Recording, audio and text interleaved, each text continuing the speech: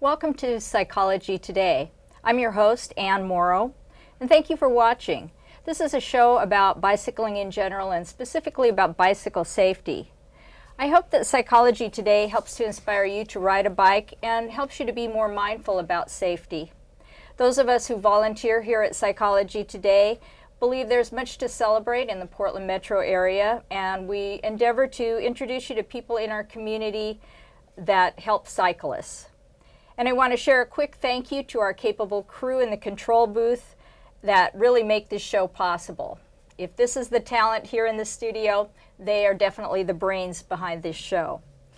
As this show is filmed, it's winter, the end of winter, and here in the Northwest, we may or may not be able to ride our bicycle outdoors. And more frequently, we find that the weather to be warmer and drier, and maybe we get a ride in outdoors. But if we're trying to stay in shape for some of our cycling that we're setting ourselves up for the summer, how can we keep moving towards our objectives if outdoor training is sporadic? And so cold and rain and dark really impede our time on outdoor cycling. So we're going to explore some alternatives. On our last show, we looked into spin classes and yoga that might be done at an indoor gym. And now we have a couple of guests who actually train at home, and we'll learn what they do and hopefully get some information from them and learn some of the pros and cons. So my guests are Diane Kearns, who was a guest in March of 2017, I believe, and I actually have my son Brent Morrow here. He rides a trainer at home. So you may have noticed when you were looking at the credits that the last names matched, and that's why. So welcome to Psychology Today. Thank you. And Diane, like I said, you've been a guest before and talked about your competitive cycling. I'm going to go ahead and ask some introductory questions and so we can get to know you a little bit. And Diane, let's start with you. So why don't you just tell us a little bit about yourself? Well, I came to the Northwest in 1971, so I kind of consider myself almost a native Oregonian. I'm married. I have 3 children and a stepdaughter and 2 grandchildren. One grandson is local and one grandson is across the country in Massachusetts at this point. So that's my family. And I'm an attorney working towards retirement, but not quite there yet. So I enjoy cycling and got involved in multi-sport activities. So I also do running and swimming. And that's kind of my brief history. Okay, good. That's a good summary. Brent, how about you? Well, I'm here in the Northwest because that's where you took us. I am married. I have 2 children. And at the moment, I'm working as the operations manager at a place that makes the kind of headphones you see the people in concerts wearing, the ones that go inside your ear. I am a avid cyclist, but kind of a weird one in that I really enjoy more the competition side of things than just going out and riding for fun. So I'm a Cat 1 mountain bike racer, a Cat 1-2 cyclocross racer, and I use the indoor training to make sure that I'm ready for when those races come up.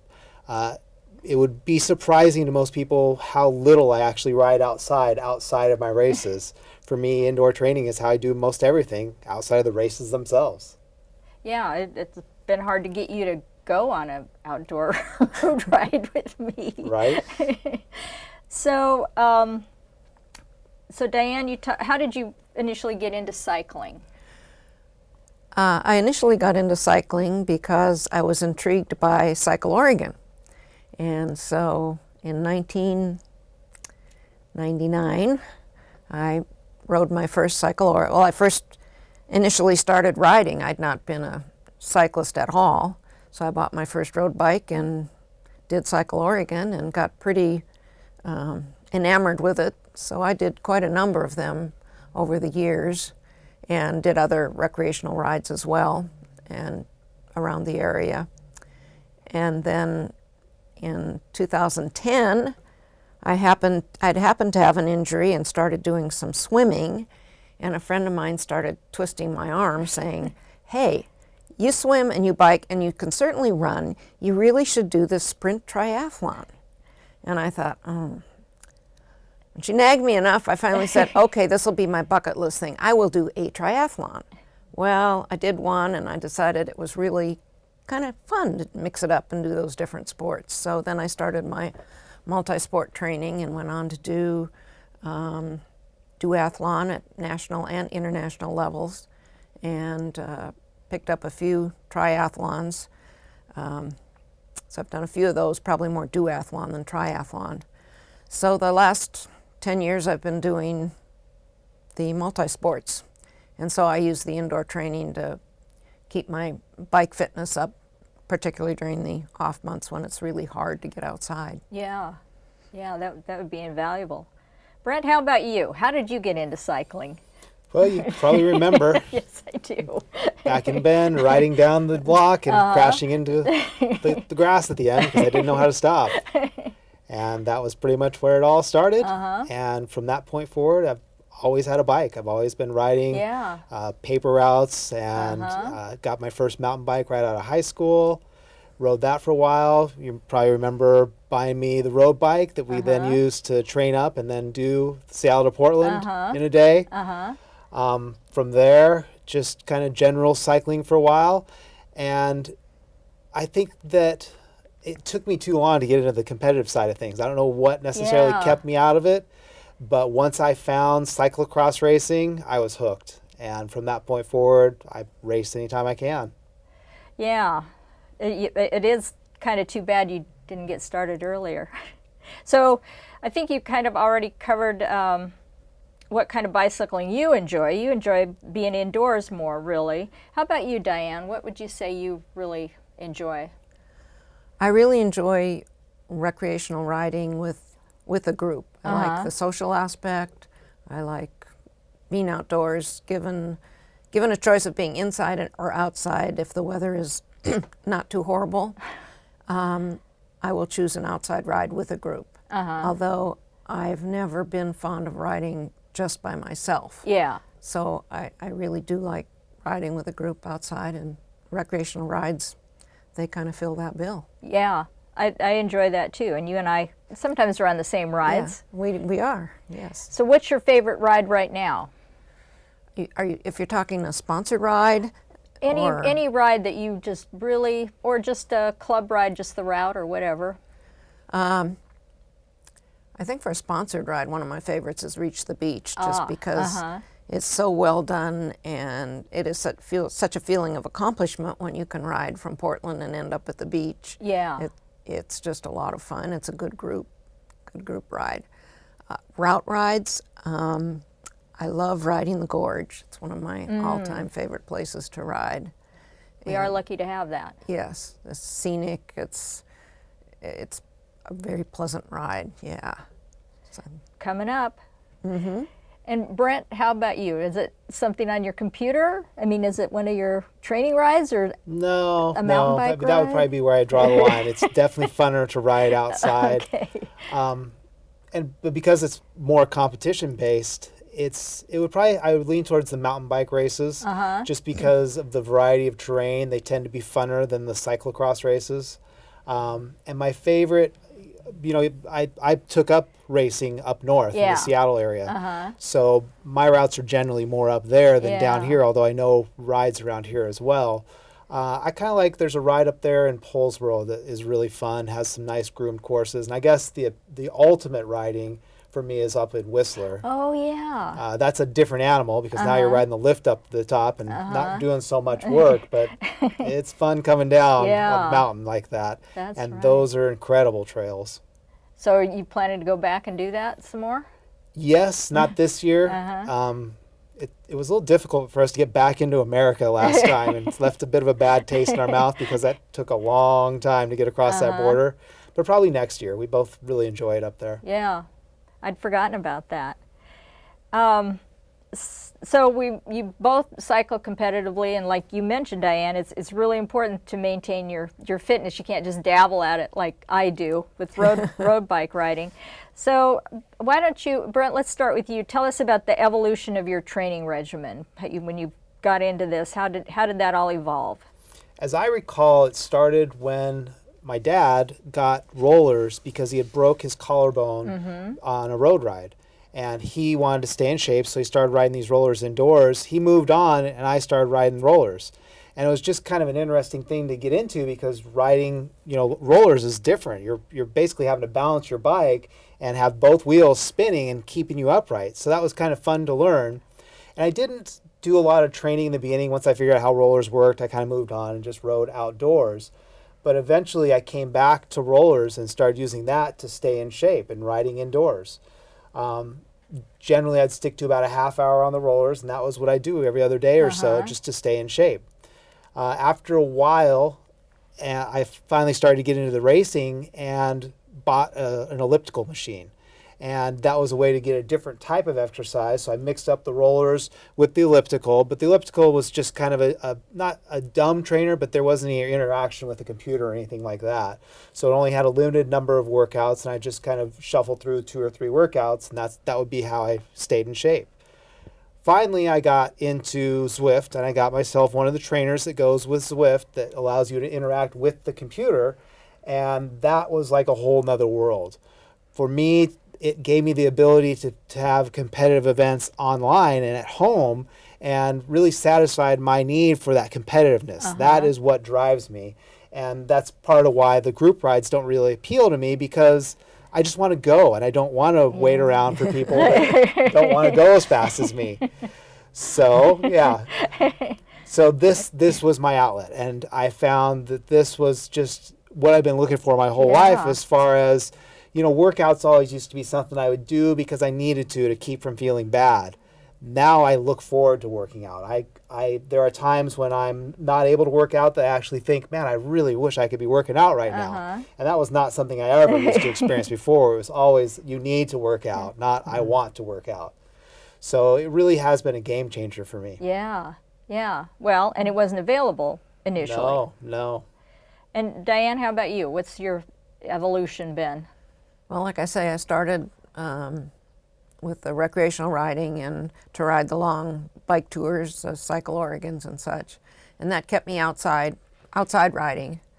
Then when I started doing the multi-sport, I didn't right away do the cycling, but after I started training with a trainer for swimming and some running, then I picked up the bike with him, and at that time he had training kind of out of his garage. He had bike trainers set up, and we'd go in and do the bike training in his garage on the trainers, and that's where I started doing the indoor bike training with him.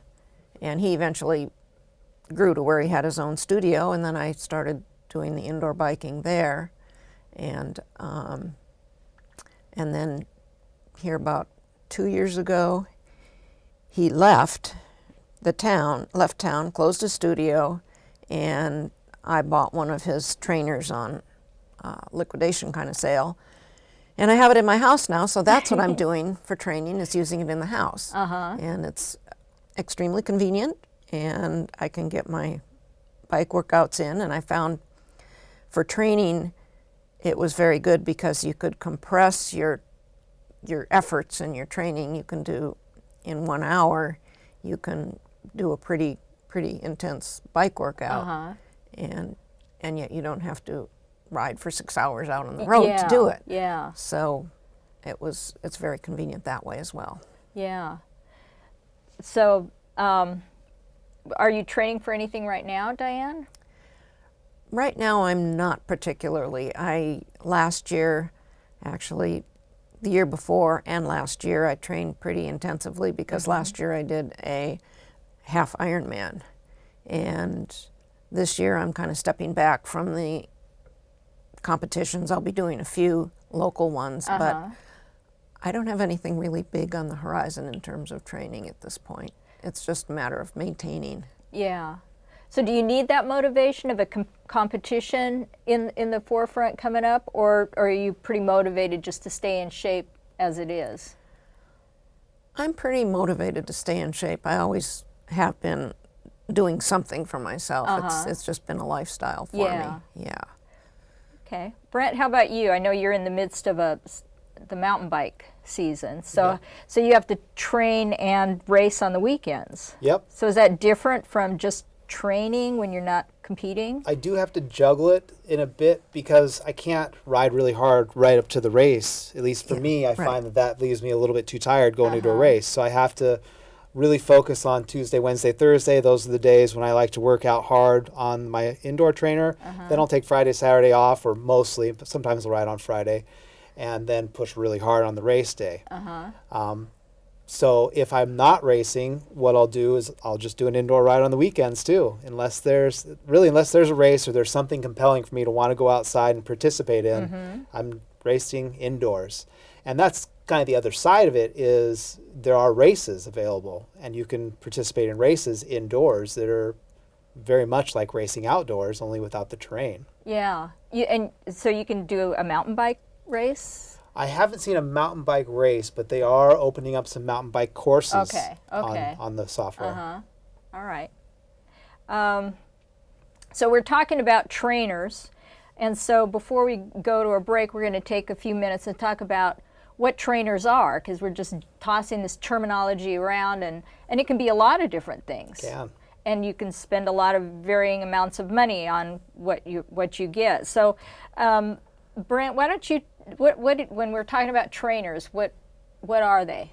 Well, I mentioned rollers. That's one way of doing it. And I don't know, a lot of people do that necessarily, but that puts both wheels on rollers and you're spinning both wheels on your bike. Most people generally get one where now the back wheel sits on a couple of smaller rollers, and that provides resistance.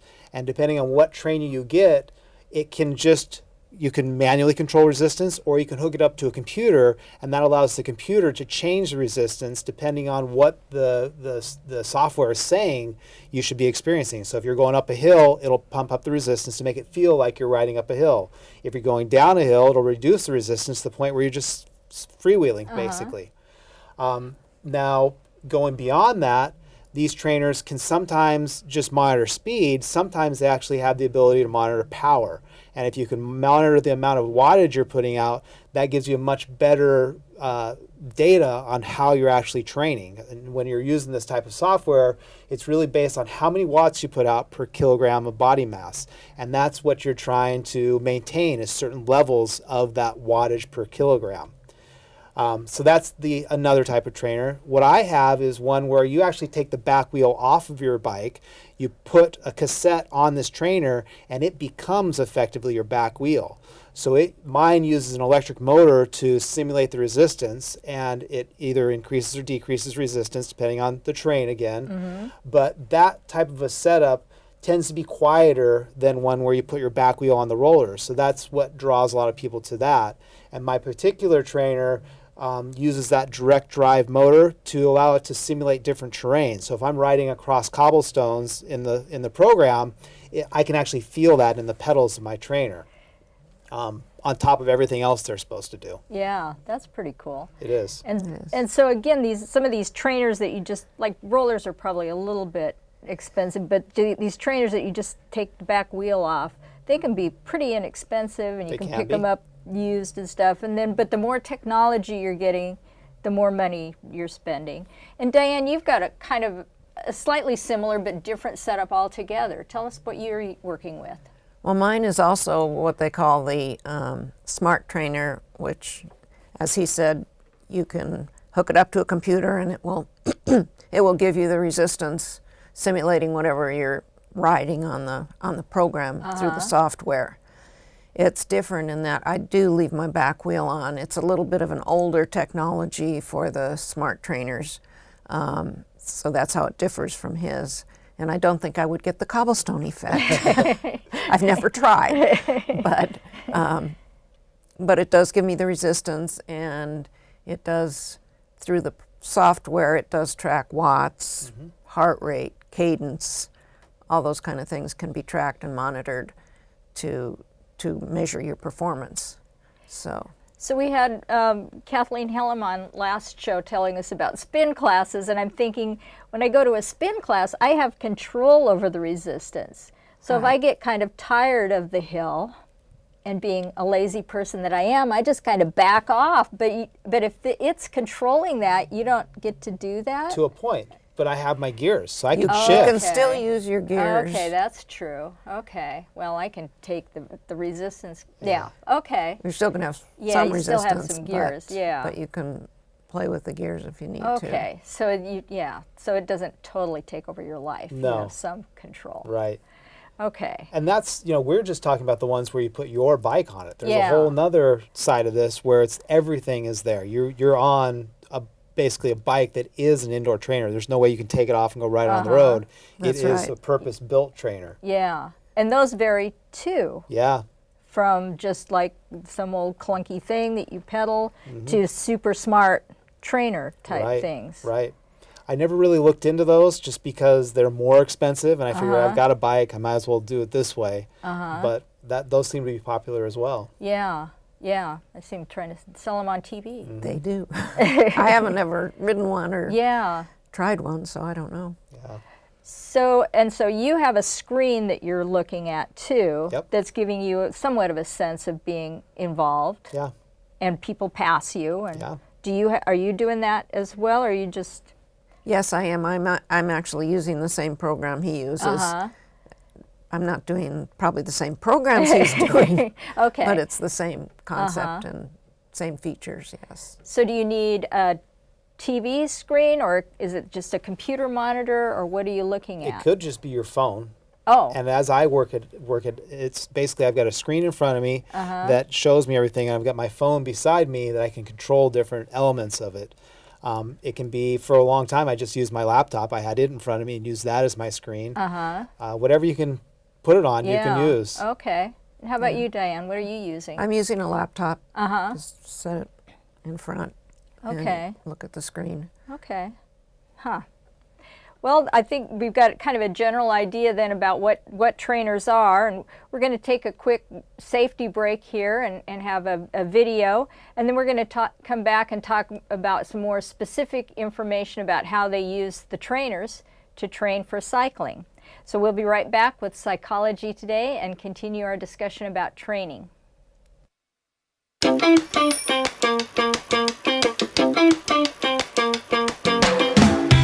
Maybe you ride to school. Maybe you ride for fun. Either way, when you're on a bike, you want to get where you're going safely. To do that, you need to remember a few key things. Be visible, follow the rules of the road, and be predictable. Okay, that's it, we're done. Well, not done exactly. We might have a few more things to say.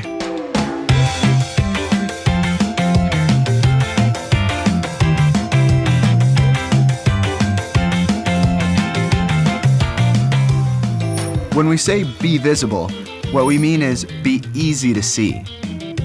Drivers should be watching for you, and they are, but do your part. Make sure your bike is ready for riding, and that includes having working lights and reflectors. In the daytime, wear bright colors. At night, wear something reflective, either clothing or gear. And dress for safety. If you're wearing loose pants, for example, strap down the pant leg on the chain side of the bike, like this, so it won't get caught while you're riding. And wear a bike helmet when you ride. It may or may not be the law where you live, but it's always a good idea. Of course, part of the idea of wearing a helmet is not to put it to the test, not to have a wreck in the first place. And that's all about where you choose to ride and how you do it.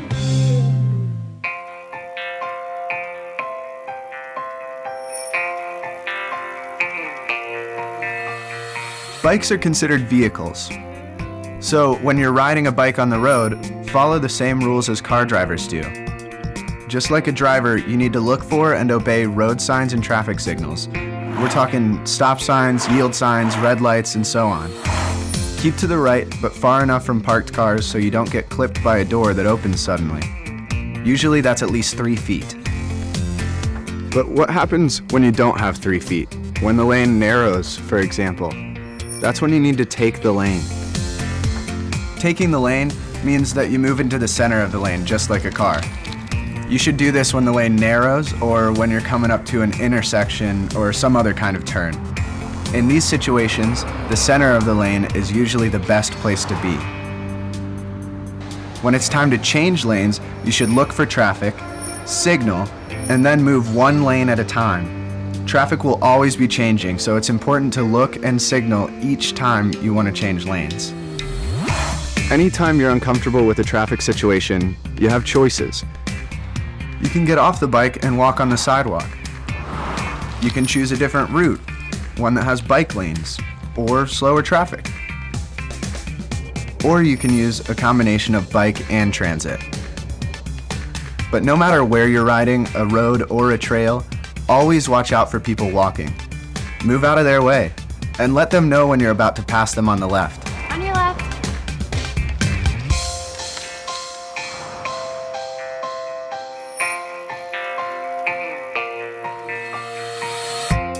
If there's one thing drivers count on, it's predictability. So one of the best ways to be safe is to be predictable. For example, use hand signals before you turn or stop. Ride in the same direction the cars are going, with the flow of traffic, not against it. And don't assume that drivers will see you just because you see them. You already know this part, but we're gonna say it anyway. Put your phone away while you're riding. You don't want to be talking or texting because you need to be alert and paying attention to what you're doing. Same goes for earbuds or headphones. You need to hear what's going on around you, so leave them in your bag for later. Keep both hands on the handlebars unless you're signaling, and keep your eyes open for hazards, things like wet roads, gravel, debris, anything that can mess with your ride.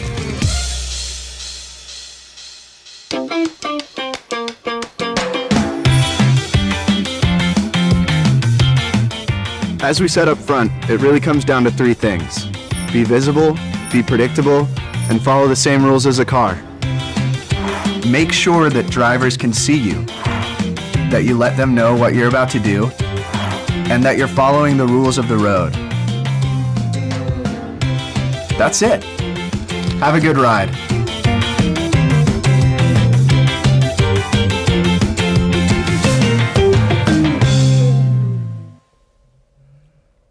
So always good to have a little refresher course on safety, and of course we really promote wearing helmets and having them properly fitted so that if they come into use they stay on your head and protect you as they should. I want to encourage our viewers to get out and ride a bike, and if the wind and the rain are discouraging, I hope that you're getting some information here in the last 2 shows about alternatives that you might use to stay in shape, and so that when you do get out and ride it's more enjoyable. I know that as a road bike rider, as I see different event rides coming on the schedule, that's what encourages me to stay in shape and get out and ride. And some of my favorite rides are coming up. Monster Cookie is put on by Salem Bicycle Club, and that's going to be on April 26th this year. So that's one of the first event rides of the season in this area, and it goes out of Salem up to Shampooey Park and back. So it's a metric century. If you're training for some other rides in the summer, that's a good test. It's a pretty flat ride, so it's a good sample test of riding in a big group of people and the distance to find out whether or not you're ready for some of these other rides. And then Reach the Beach, as Diane mentioned earlier, is May 16th. That is a charity ride, so you raise money for the American Lung Association, but it's a great route and you end up at the beach. As she said, there's different distances, so you don't have to ride the full 100 from Portland, but you can look into that too. Also the Gorge Ride, and Diane mentioned that being a favorite place to ride. That starts in the Dalles and goes up to Hood River and back. And that's a fundraiser for Friends of the Historic Columbia River Highway. That's June 16th this year. And finally, Seattle to Portland, a local favorite. It's limited to 8,000 of your closest friends and relatives. July 18th and 19th. It's a weekend later than usual this year. And Portland Bicycling Club is having a bus to go up there on Friday. So if you're having transportation problems getting to Seattle, that's a possibility.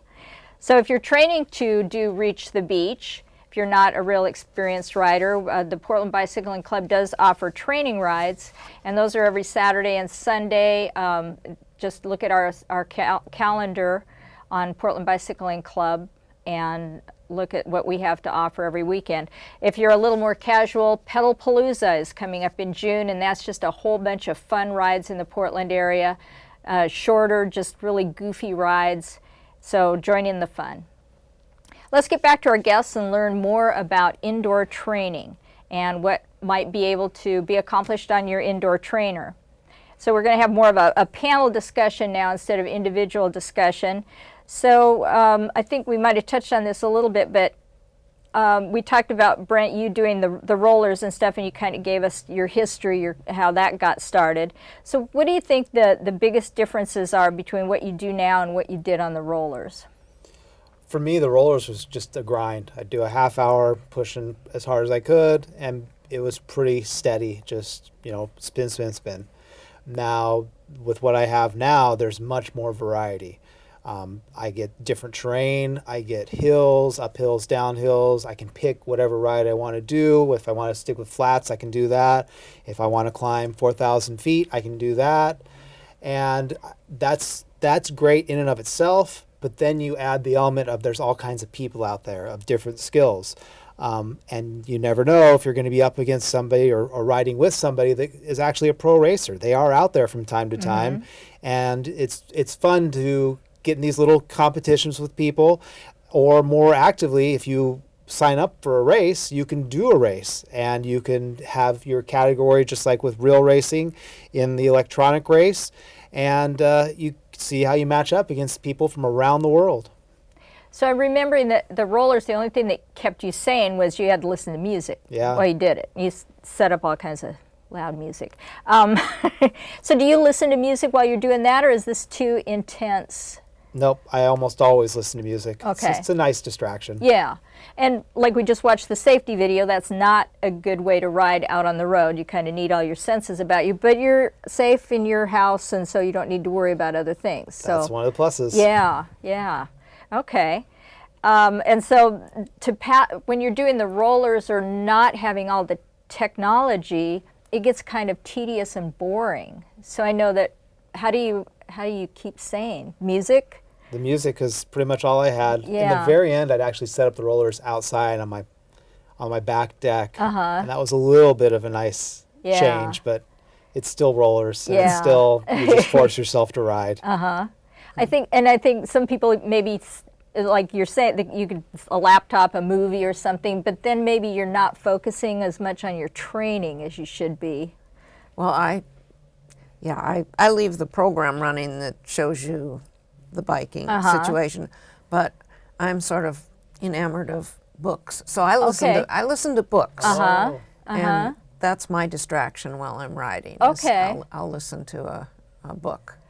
Okay, and you can still kind of focus on your ride and the intensity and that kind of thing. Oh yeah. I mean, these are not heavy tones. Right, These are right. light things that if I'm distracted for a while doing my bike stuff, I can still pick up what's going on and you in just get back to it. Okay. whatever's going on. Yeah. Interesting. So regarding the workouts that you're doing now, describe a typical workout that you did. Did you work out this morning, or? I did work out this morning, and I did an interval workout, which means I always start out with a warm-up, so generally pretty gentle cycling, and it ramps up gradually, and then I did some single leg exercises, pedaling 30 seconds with one leg and 30 seconds with the other leg for about 5 minutes or something. And then the main portion was intervals, where I did 90 seconds at, it's called 105%, and then like 3 minutes of maybe 85% to recover. So another thing about these trainers that we haven't gotten into is they measure your, as he said, they measure your watts, and there's a number, it's called FTP, which is functional threshold power, theoretically what you can put out at, if you're riding at your very strongest, for 20 minutes. And you take tests to kind of measure what that is, and then all your workouts are geared to that percentage. So I can be riding 105% of my FTP, and it will be different from yours, Sure. and certainly well different from his. But we're all working at the same intensity relative to our ability. So this morning my workout was the 105% at 90 seconds of my FTP, and then the lower recovery. So, and then there's a cool down after that of lower power, just to cool off a bit. So you don't always do intervals? No, I don't always do intervals. That was this morning. So about how long did you cycle then today? About an hour? It was an hour and, I think an hour and 15 minutes was the total workout. Okay. So they'll vary from 45 minutes to maybe an hour and 15 or an hour and 30. Rarely will there be anything longer than that, although it could be. You could, if you want to do a longer ride at a, say, 80%, just to work on endurance, you could do that kind of thing as well. So you said that you're still working with the trainer that you started with, Right. and he's no longer in this area, so you're working remotely. Yes. And how does that work? Well, he is able to download onto this software program that he and I both use. He can download into it individualized training programs. So he can download it, and then when I go to ride, I pick it up and turn it on, and I've got the program that he wants me doing. So that's how that works. Yeah. Although I know the software also has training in it. If you just are independently doing training, you can pick training programs. But I like the guidance of the trainer, so that's how we do it. Yeah. And it sounds like you've got a good system, and it's something that works for you, so. Right. Okay. But yeah, that's not always intense intervals. It might be less intense, longer segments. It just varies. And you don't necessarily really know what you're in for then. Well, You could look. I can look because it goes on a training calendar, and I can pull it up and say, Okay. oh, that's what I'm going to be doing tomorrow. It's that kind of thing. Yeah. So. And Brent, how about you? What's a typical trainer workout for you? Well, I take a little bit different course. I don't generally do the interval training. I've done enough to know that they are effective, but I guess it's all comes down to my style. I'd like to ride as hard as I can, and every time I go out thinking, okay, you're going to take it easy today, it doesn't work out that way. Within 5-10 minutes, I'm going full tilt. And when I do the interval type training, the cool down, the rest periods bother me. I feel like I'm not making the most of my time. So I don't generally do those. What I'll do is I'll go out, and if I feel like a hard ride, I'll pick one with a ton of elevation, anywhere between 2,000 to 4,000 feet of elevation gain. And I'll do that in around an hour and just push as hard as I can. The software we use has what are called King of the Mountains, where your challenge is to try to get the best possible time you can up a set interval, whether it's a mountain or a sprint or just a full race course type of a thing. And every time I'm in one of those types of sections, that's where I'm pushing as hard as I can. Now, if you marry this up to something like Strava, all the rides that I do go over to Strava, and that in turn allows me to track my own personal bests on all these different sections. So then at the end of my ride, I'm always looking at that to see how many personal bests did I get and on what sections. And all that combines to give me a lot of different ways to push myself. And I find that even though I know that any professionals listening to this are going, man, you're wasting your time, you should be doing the interval training, I get good results from this. Somehow or another, it is working for me. And it's just what I enjoy. And I'm not out at my age to be a pro racer. I'm just out to have fun and be competitive. So I do what I enjoy, and that is just pushing myself as hard as I can on these different routes in the software. Yeah. That is, you could never do this in real life, seeing as how you need to pay the mortgage every month and all that good stuff. So, let's see. So what are the differences between riding a stationary bike, the trainer, and then you go out in the real world? What are the differences? Diane, you in particular, I think, experienced that. Well, I think living here in the Northwest, one of the big differences is weather. I hadn't thought about that, yes. You can avoid the nasty inclement weather and the problems of gearing up for the weather and all that sort of thing, and that makes it very easy.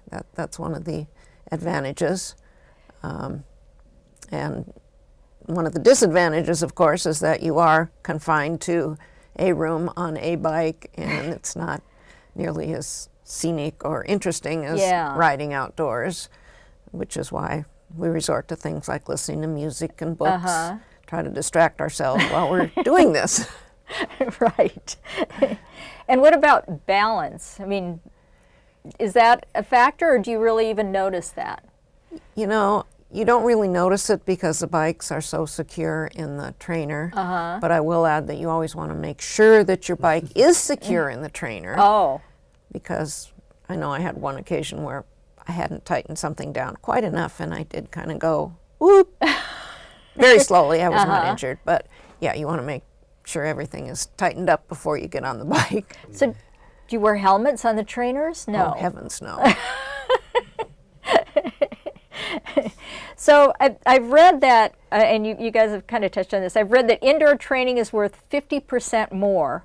So an hour inside is equivalent to 90 minutes outside. Would you agree with that?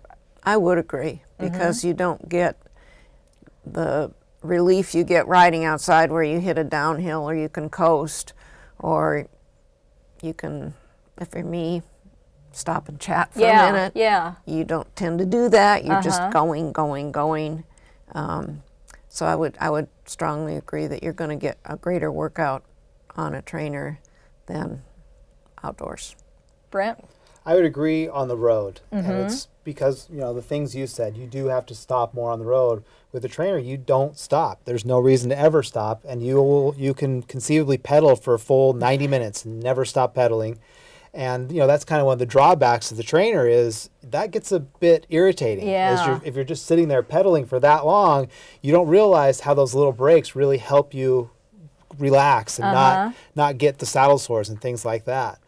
But I would say that for me, it doesn't compare to racing. I find that I maintain a pretty high level of fitness doing my training, but when I do that first race, I feel it. And then after that, I come back to my indoor training and I'm even in better condition. And the subsequent races, I'm in better shape then as well.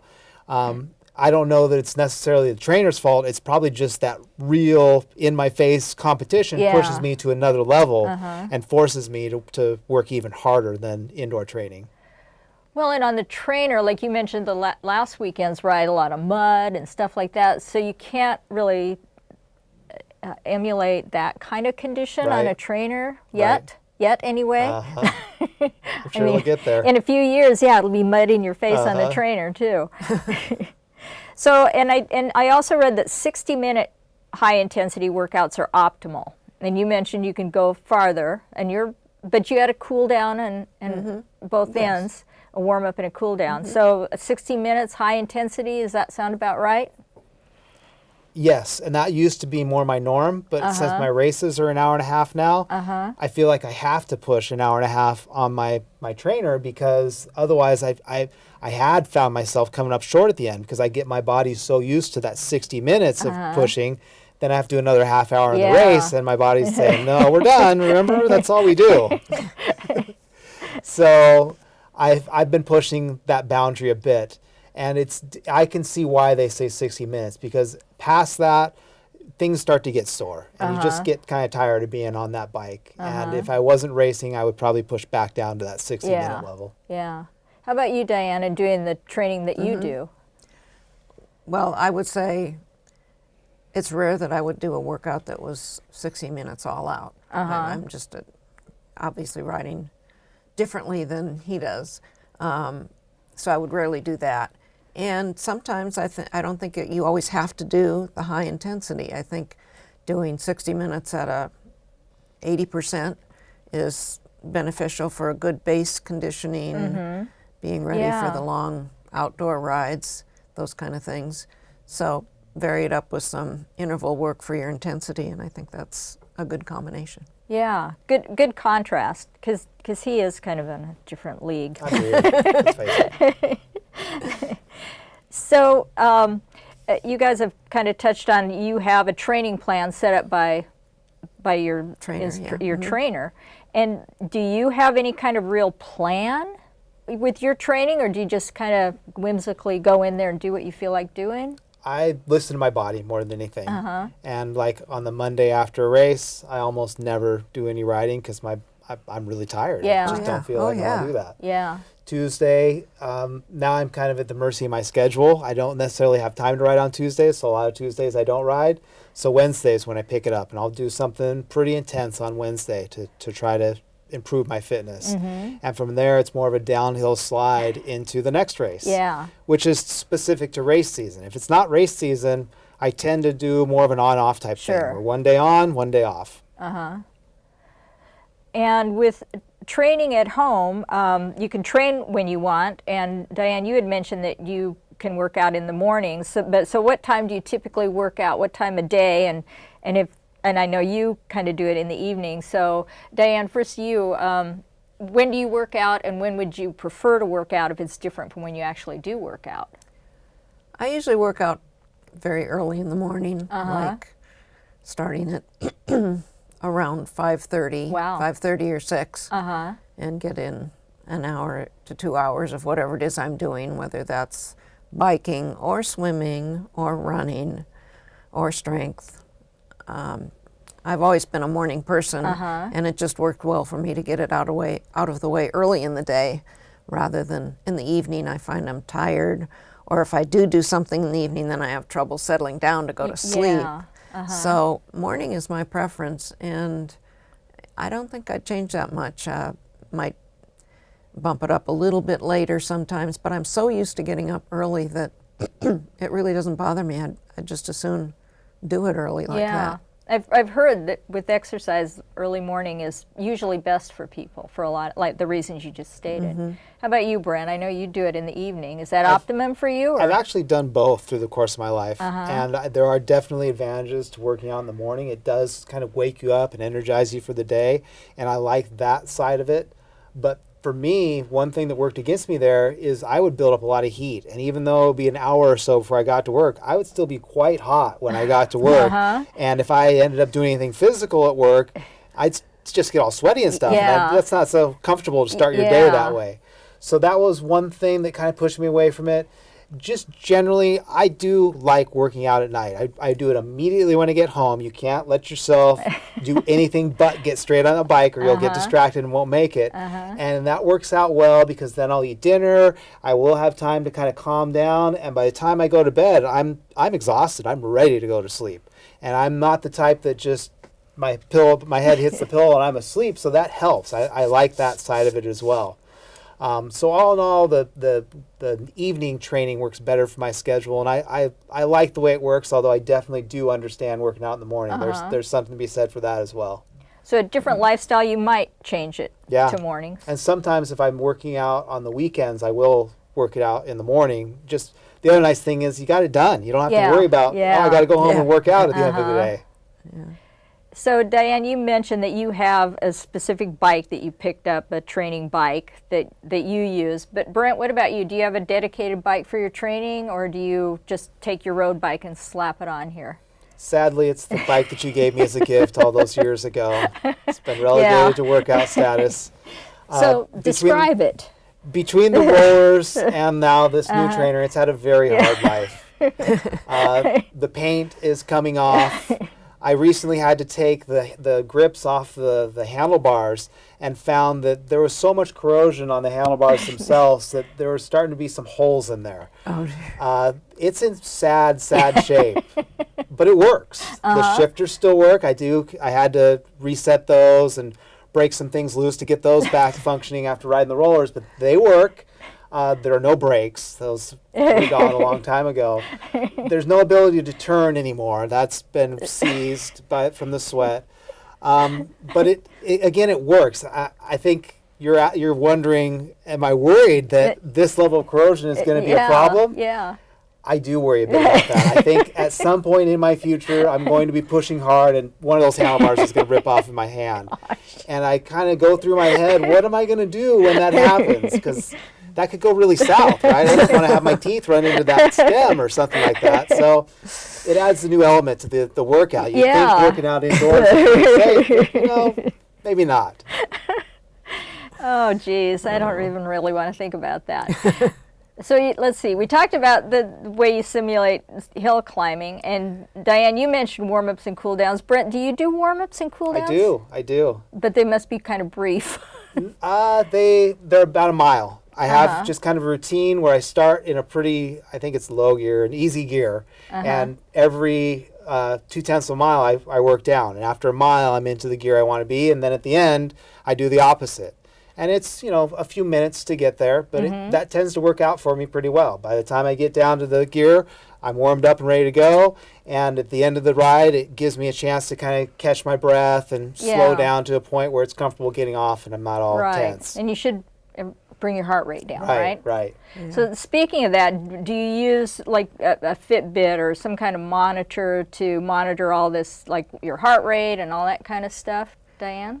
I do. I use the a Garmin heart rate monitor, and I have the Garmin watch, sport watch that does lots of things, records everything, and as we mentioned, the software picks up heart rate, power, cadence, all those factors, and they all download into various programs on the computer.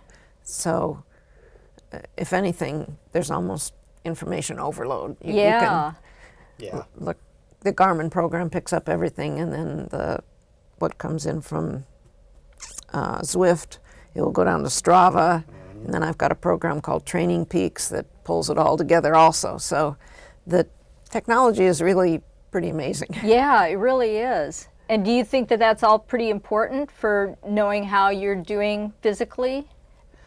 I think a lot of it is very helpful. Some of it is duplicative. You wouldn't have to have all of it. But I think, yes, I think knowing how your heart rate responds, whether you're keeping your cadence up, how your power is being distributed, it's all worthwhile knowing and monitoring. Yeah, and how about you, Brent? Throughout the ride, I'm constantly looking at those three numbers because that tells you so much about how are you really doing. I mean, certainly how you feel says a lot, and that is reflected in those numbers. If you see that your watts per kilogram is lower than usual, your heart rate's up, something's off. You're not, there's some reason for that. You have to listen to your body at the same time, look at those numbers, and, I use that watts per kilogram as a way to motivate myself. I'm always trying to get a little bit better there. And I remember when I first started, I'd struggle to hold 3 watts per kilogram. And now I'm starting to push towards that 4 watts per kilogram. I can't do it for very long, but I can hold a lot higher number than I did when I first started. And on the other side, when you're doing sprints, when you're doing hill climbs, that number can get really high. And the software shows you all this. It shows you not only instantaneously where you're at, it keeps track of your whole ride and tells you here's what proportion of your ride you spent at this level. And it shows your heart rate, all this stuff. And like Diane said, it is almost too much at times, but it does give you a way to really see how am I doing. Yeah. And to me, it's pretty cool. Here I am, I'm almost 45 years old, and I feel like I'm in the best shape of my life, and I can see it on the screen. I can see that, okay, I have records that go back for years and show that this is the best I've ever done this section of a ride. So that's pretty cool to have access to all that information. Yeah, that is. So Brent, I want to ask you, because we were talking about it before the show, and we don't have too much time, but you talked about the competition, that there's pros out there and stuff, but it's on a computer, and so you're racing against people internationally, right? But you don't really know. I mean, it's kind of like a dating, not that I've done a dating website, but you don't really know what they are. No. So they say that they're something. So talk about that for just a minute. We got about 2 minutes. So I think most people out there are playing by the rules. They say they weigh 200 pounds. They really do weigh 200 pounds. They say they're a man or a female. They really are. but there are definite examples of people that don't. They're not playing by the rules. They enter their weight in way lower than what it really is in order to take advantage of the system. And I've even read where men will pretend that they're females and enter female races just so they can win. And these are all things that just make no sense to me. How would you get any satisfaction from doing something like that? But yeah, there is that. There is that. So you see these people race by you, and you're not sure that they're really that much more fit than you, Yeah. or whatever, or if they're just fake. Right, right. It is interesting. The nice thing about Zwift is if it really is a pro racer, there's a special icon by their name. So you can say, okay, well, there's the reason he went by me like I'm standing still, because he's the real deal. Yeah. Didn't you say you were on once with George Hincapie? Yeah, I saw his name once. And that was how I learned what that symbol meant. Is, I recognize that name. Why does he have that symbol? Oh, okay. And that was pretty cool. Yeah. He left me. Yeah. So again, we're just down to our last minute or so. How would you encourage other people to use these indoor trainers? What words of advice? Well, I think you can, there's cycling studios around town. If you want to just try it out, you can go to some of these indoor studios. There's one southeast called Watts Up, and they have indoor cycling, so you can go and set your bike up on one of their trainers and do a group program, and you can see kind of how it all works and what it feels like to be on a trainer. That would be a good start to it. Good idea. And then if you want to follow up and get one in your home, you certainly can do that. And yeah, I think it can be worked. In this climate, I highly recommend it if you want to stay fit all year on a bike. Yeah. And Brent, how about you? I think almost every bike store I go into anymore has one of these set up. So if you want to try it out, that's a great way to do it. Yeah, I mean, I found this to be a game changer for me. It took workouts from being something I felt like I had to do to something I really look forward to. So from my perspective, I wish that I had had this my whole life. Yeah. And I think we talked too about doing some research. Yeah. I mean, a lot of people buy the wrong bike, but this would be a pretty major fumble if you got the wrong thing. So do some research. All right, well, thanks for joining us for Psychology today, and I hope you've learned a lot. Hope to see you next month.